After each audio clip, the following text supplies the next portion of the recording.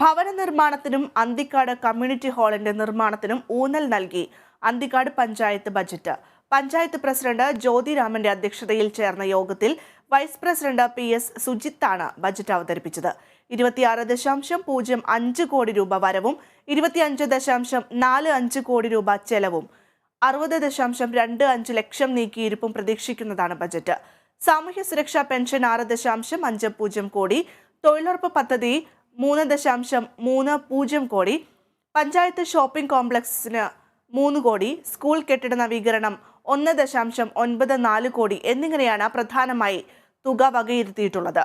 കാർഷിക മേഖല, മൃഗസംരക്ഷണം, പട്ടികജാതി ക്ഷേമം, സ്പോർട്സ്, യുവജനക്ഷേമം, വനിതാക്ഷേമം, ഭിന്നശേഷിക്കാർ, വൃദ്ധക്ഷേമം, ദുരന്ത നിവാരണം, ശിശുക്ഷേമം, പൊതുശുചിത്വം, കുടിവെള്ള വിതരണം, ആരോഗ്യമേഖല, ടർഫ് കോർട്ട്, മാലിന്യ സംസ്കരണം എന്നിവയ്ക്കും തുക വകയിരുത്തിയിട്ടുണ്ട്.